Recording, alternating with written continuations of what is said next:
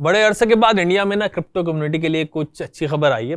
वज़िरक्स hack के बाद ना इंडिया में पूरी क्रिप्टो कम्युनिटी भाई टेंशन में है। ऑलमोस्ट 1 महीना हो गया है एक्सचेंज को हैक हुए, तब से सारे के सारे परेशान है कि कैसे लोगों के फंड्स वापस मिलेंगे।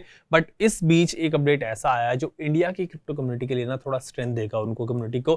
बाइनेंस से जुड़ा अपडेट है वैसे, एंड वज़िरक्स यूजर्स के लिए भी एक पॉजिटिव अपडेट हो सकता है। जिनके फंड्स हैक हुए हैं उनके लिए भी एक अच्छा साइन हो सकता है। उसी पर आज आपसे मुझे बात करनी है। इसके अलावा वज़िरक्स से भी 2 अपडेट्स और आ रहे हैं, उनके बारे में भी आप जानेंगे इस वीडियो में। लेकिन सबसे पहले बात करते हैं क्रिप्टो कम्युनिटी के लिए थोड़ा रिलीफ देने वाली खबर की, एंड वो ये है कि भाई इंडिया में बाइनेंस का जो यूआरएल है ना वो रिस्टोर हो गया। आप binance.com पर जाओगे तो आप वेबसाइट एक्सेस कर सकते हो। बाइनेंस की पूरी वेबसाइट रिस्टोर हो गई है। बाइनेंस के अगेंस्ट गवर्नमेंट ने एक्शन लिया था। बाइनेंस को इंडिया में गवर्नमेंट ने ब्लॉक कर दिया था। इनका ऐप भी play store and app store से हटा दिया था। वैसे ऐप इनका भी रिस्टोर नहीं हुआ, वापस नहीं आया, बट आई थिंक ऐप भी आ जाएगा। बिकॉज अक्सर ऐसा होता है कि अगर किसी फर्म को ना ब्लॉक करता है, गवर्नमेंट करती है, तो बैन किया जाता है, तो भाई वेबसाइट पहले रिस्टोर हो जाती है एंड ऐप उसके बाद ही आता है। एंड ये इंडियन क्रिप्टो कम्युनिटी के लिए एक बड़ा इंपॉर्टेंट अपडेट है। ऑल्सो वज़िरक्स यूजर्स के लिए भी अच्छा साइन हो सकता है। आप अगर बाइनेंस का यूजर बेस देखोगे ना वैसे, तो तब समझ आएगा कि एक्सचेंज कितना बड़ा है। मतलब ग्लोबली 40% क्रिप्टो यूजर्स बाइनेंस को यूज करते हैं। मतलब अगर आप देखो दुनिया में ना जितने लोग क्रिप्टो यूज करते हैं उसका ऑलमोस्ट आधा मतलब आधे लोग दुनिया के बाइनेंस को यूज कर सकते हैं। और इतने बड़े यूजर बेस होने की वजह से ही वज़िरक्स हैक के बाद ना एक्सपर्ट्स ये मतलब उनके बीच में एक बज़ था कि भाई शायद बाइनेंस वज़िरक्स की हेल्प यहाँ पे कर दे। वज़िरक्स एंड बाइनेंस का एक केस भी चल रहा है, आपको पता होगा। वज़िरक्स हैक का सिर्फ यही सॉल्यूशन नजर आ रहा है कि भाई बाइनेंस की तरफ से हेल्प आ जाए, एल्स आई डोंट थिंक कि खुद ये फंड्स रिकवर कर पाएंगे।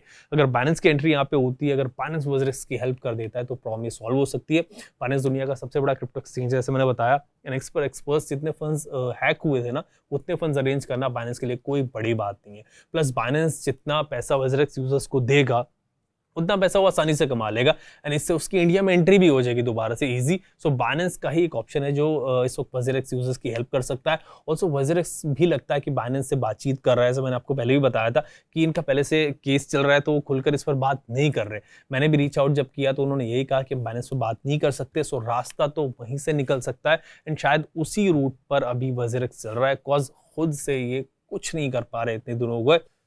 हैक के बाद ना एक्सपर्ट यही सोच रहे थे कि बाइनेंस शायद बेल आउट कर दे यहाँ पे वज़िरक्स को, लेकिन अभी तक ना इन दोनों की तरफ से मतलब दोनों साइलेंट है। इन्वेस्टर्स के लिए क्लैरिटी इंपॉर्टेंट होगी। अगर कहीं से स्टेटमेंट आ जाए, अगर बाइनेंस स्टेप फॉरवर्ड करे तो वज़िरक्स के लिए पॉजिटिव टर्न हो सकता है, लेकिन अब तक दोनों की तरफ से कोई भी ऑफिशियल स्टेटमेंट नहीं आया है। एंड ये वेबसाइट रिस्टोर होने की टाइमिंग भी आप देखो ना कि ऐसी है कि जब वज़िरक्स हैक सामने आ चुका है, कुछ हो नहीं रहा है, पीपल एक्सपेक्ट कर रहे हैं कि बाइनेंस वज़िरक्स को बेल आउट करेगा, तब ये वेबसाइट रिस्टोर हो रही है। वैसे वज़िरक्स का जो WRX टोकन है ना वो भी बाइनेंस पे लॉक्ड है। वज़िरक्स उसको भी यूज नहीं कर सकता है रिकवरी में। सो ये मौका बढ़िया है बाइनेंस के लिए इंडिया में दोबारा एंट्री के लिए। लास्ट वीडियो में जब मैंने इस पे बात की थी, लास्ट वीडियो में बनाया था, तो काशिफ भाई थे उस वक्त, उनसे बात हुई थी, तब वो भी कह रहे थे कि भाई हो सकता है कि बाइनेंस वज़िरक्स इशू पर कोई डिसीजन लेने के लिए सीजी का वेट कर रहा हो। सीजी आप जानते हो भी जेल में, वो सितंबर 29 को बाहर आएगा। So let's hope for the best के कुछ बेहतर यहाँ पे सामने आए। एंड बाइनेंस की जो वापसी है वो इसलिए भी अच्छी खबर है क्रिप्टो कम्युनिटी के लिए कि बाइनेंस और कुछ दूसरे एक्सचेंज जो है ना उनको इंडियन मार्केट में काम करने में काफी चैलेंजेस आ रहे थे। अभी भी उनको सामना करना पड़ रहा है काफी चैलेंजेस का। इंडियन जो रेगुलेटर्स है उसने ना बाइनेंस पे अराउंड 19 करोड़ रुपए का फाइन लगा दिया था, पेनल्टी लगा दी थी, क्योंकि बाइनेंस ने इंडिया के एंटी मनी लॉन्ड्रिंग जो रेगुलेशन है ना उनको फॉलो नहीं किया था। FIU जो कि फाइनेंशियल इंटेलिजेंस यूनिट है जिसमें एक्सचेंजेस को रजिस्टर करना होता है, उसका कहना है कि भाई बाइनेंस बिना रजिस्ट्रेशन के इंडिया में ऑपरेशन चला रहा था, काम कर रहा था। एक तरफ से देखा जाए तो क्रिप्टो मार्केट के लिए मतलब वेकअप कॉल था उस वक्त की बाइनेंस को गवर्नमेंट ने मतलब इंडिया से बाहर कर दिया। पर बाइनेंस ने इस सिचुएशन को आई थिंक सही हैंडल किया। एक्सचेंज ने फाइन वाइन पे किया, अपने ऑपरेशंस को स्ट्रेंथन किया और एक्सचेंज को रजिस्टर करवाया फिर FIU के साथ, एंड इसी की वजह से ना उनका URL जो है इंडियन यूजर्स के लिए वापस एक्सेसिबल हो गया है। आप जाके चेक कर सकते हो। ये डेवलपमेंट स्पेशली वज़िरक्स के रीसेंट हैक के बाद क्रिप्टो इन्वेस्टर्स के लिए थोड़ा सुकून देने वाला है। आजकल जब क्रिप्टो मार्केट में ना अनसर्टेनिटी का माहौल है इतना ज्यादा, इसमें बाइनेंस का कम बैक एक रे ऑफ होप है पूरी क्रिप्टो कम्युनिटी के लिए इंडिया में। पास में कि वज़िरक्स का और बाइनेंस का ना कनेक्शन रहा है। 2019 में बाइनेंस ने वज़िरक्स को एक्वायर करने का अनाउंसमेंट किया था और उस वक्त वज़िरक्स को बाइनेंस का ही एक्सचेंज समझते थे सारे के सारे। बाइनेंस के जो CEO है CZ, उन्होंने अनाउंस किया था कि वज़िरक्स उनकी ओनरशिप में, पर फिर 2022 में दोनों बाइनेंस और वज़रक्स के बीच में ना डिस्प्यूट शुरू हो गया, जब सीजी ने कहा कि भाई बाइनेंस का वज़रक्स पे कोई कंट्रोल नहीं है, ओनरशिप नहीं है, डील हमारी पूरी नहीं हुई थी। और वज़रक्स के जो को फाउंडर निश्चल शेट्टी, आपको याद होगा, उन्होंने भी इस पर सीजी के अगेंस्ट काफी ट्वीट किए थे, पूरी लड़ाई हुई थी ट्विटर पे। यही वजह है कि अभी भी ना लोग कंफ्यूज है कि एक्चुअल ओनरशिप किसकी है, वज़रक्स किसका एक्सचेंज है, कौन ओनर है उसका। वैसे इंडिया में ना offshore crypto exchanges, international crypto exchanges के अगेंस्ट काफी स्ट्रिक्ट स्टैंस जो है वो लिया गया था। बाइनेंस हुआ, ओकेएक्स हुआ, KuCoin और दूसरे मेजर जो क्रिप्टो प्लेटफॉर्म थे उनके यूआरएल्स को ब्लॉक कर दिया था। पर आई थिंक बाइनेंस ने कंप्लायंस को, रूल्स को फॉलो किया सही से, और उसके बाद ये एक बड़े स्टेप की तरह देखा जा सकता है बाइनेंस की वापसी। अब सवाल वैसे ये आता है कि ये डेवलपमेंट इंडियन क्रिप्टो मार्केट को कैसे अफेक्ट करेगी। मतलब तो ये तो सच है कि बाइनेंस का वापस आना दूसरे एक्सचेंजेस के लिए भी रास्ता खोल सकता है। एक बात और यहाँ पे है कि भाई ऐसा नहीं है कि बाइनेंस कभी हैक नहीं हो सकता, कि बाइनेंस वापस आ गया तो बहुत अच्छी बात होगी। इनफैक्ट बाइनेंस पहले हैक भी हुआ है, बट बाइनेंस जैसे बड़े एक्सचेंज पर लोग भरोसा ज्यादा करते हैं। एक तो वज़रक्स जैसी बेवकूफ़ी ऐसे एक्सचेंज नहीं करते कि भाई अपनी आधे फंड्स जो है ना एक ही वॉलेट में डाल देते हैं। अगर अलग अलग वॉलेट्स में, मतलब अलग अलग वॉलेट्स होते हैं इनके, उसमें थोड़ा थोड़ा फंड्स होंगे, एंड अगर इतना बड़ा हैक, मतलब अगर ये हैक भी होते हैं तो उनके पास इतने फंड्स होते हैं कि भाई इतना पैसा बाइनेंस के पास होता है, इतना पैसा कमाते हैं कि इन्वेस्टर को पैसे वापस कर सकते हैं। सो एक्सपर्ट्स तो यही कह रहे हैं कि बाइनेंस को वज़रक्स यूजर्स के फंड्स भी देने में कोई मुश्किल नहीं होगी अगर यहाँ पे कोई डील होती है। So it's easy for Binance, लेकिन डील हो, कोई बात आए तब इस पे आगे बात होगी। वैसे अभी कुछ दिन पहले ना इंडियन गवर्नमेंट ने बाइनेंस को ना एक और बड़ा टैक्स का बिल भेज दिया था। Directorate general of GST intelligence के अहमदाबाद यूनिट ने 700 करोड़ रुपए से ज्यादा का जीएसटी रिकवरी नोटिस इशू किया था बाइनेंस को कि भाई आप 700 करोड़ रुपए का जीएसटी जमा कराओ में, जो इंडिया में अपने बिजनेस आपने किया था उस पर। अभी ये मैटर लगता है कि भाई पेंडिंग है। एज पर रिपोर्ट्स बाइनेंस ने इंडिया में ना 4000 करोड़ रुपए कमाए, इतने का बिजनेस किया है बिना जीएसटी फ्रेमवर्क में रजिस्टर हुए, जिसके लिए नोटिस इनको आया था। ये तो था बाइनेंस के बारे में अपडेट। अब बात करते हैं कि वज़रक्स हैक से जुड़े अपडेट क्या आ रहे हैं। वैसे वज़रक्स पर तो मतलब वीडियो के शुरू में हम बात कर रहे हैं, आप देख रहे हो, बट हैक पर वज़रक्स से क्या अपडेट आ रहा है वो भी देख लेते हैं। दो अपडेट है छोटे से। एक अपडेट ये है कि भाई अब वज़रक्स ने लिमिनल से कस्टडी अपनी जो है वो पार्टनरशिप खत्म कर ली है। लिमिनल से पार्टनरशिप खत्म कर ली है, जो उनका कस्टडी प्रोवाइडर था। वज़रक्स का कहना है कि भाई वो लिमिनल से बचे हुए एसेट्स को नए मल्टीसिग वॉलेट में माइग्रेट कर रहे हैं।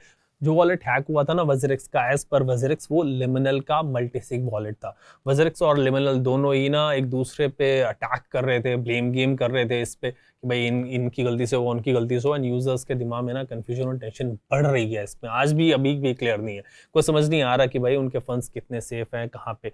वज़रक्स ने कहा कि भाई हम अपने बचे हुए एसेट्स को नए मल्टीसिग वॉलेट में ट्रांसफर करने के प्रोसेस में रिसेंट इवेंट्स के बाद जब ये स्टेप लेना जरूरी था कि ताकि मैक्सिमम सिक्योरिटी इंश्योर हो सके, इसलिए हम ये स्टेप ले रहे हैं।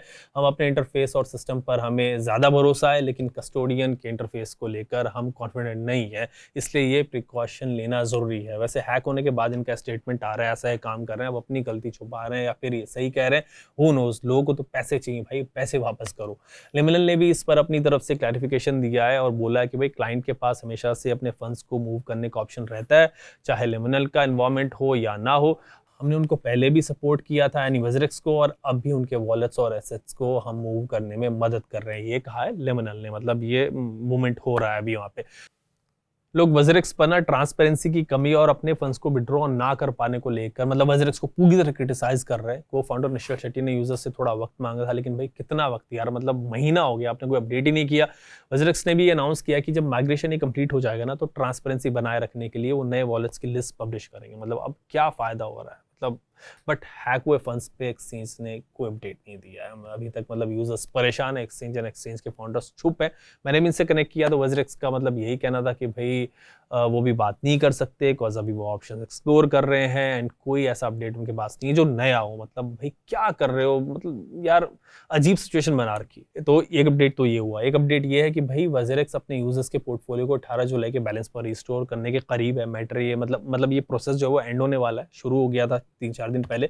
एक ट्वीट में वज़रक्स ने ये कहा है कि भाई हम अपने बैलेंस को रिस्टोर करने के प्रोसेस के बिल्कुल करीब है, जो 18 से 21 जुलाई के बीच हुई ट्रेड्स के लिए है। इसका मतलब ये है कि 18 जुलाई 2024 दोपहर 1 बजे के बाद वज़रक्स प्लेटफॉर्म पर जो भी ट्रेड्स किए गए हैं उनको अंडू किया जाएगा, उनको रिवर्स कर दिया जाएगा। ये 3 अपडेट्स थे आज मेरे पास आपके लिए यूजर्स के फंड्स पर। वैसे वज़रक्स ने कोई बात नहीं की है, शांति है, सब चुप है। कब एक्सचेंज ओपन होगा एटलीस्ट यार आयना तो वापस दे दो ना यूजर्स के, उन पर क्यों बैठे हुए, उस पर भी कोई बात नहीं की इन लोगों ने। लोग परेशान है एक्सचेंज फाउंडर्स को ना टैग कर करके अपडेट मांग रहे हैं, बट इन्होंने मुंह पे टेप लगाई हुई है।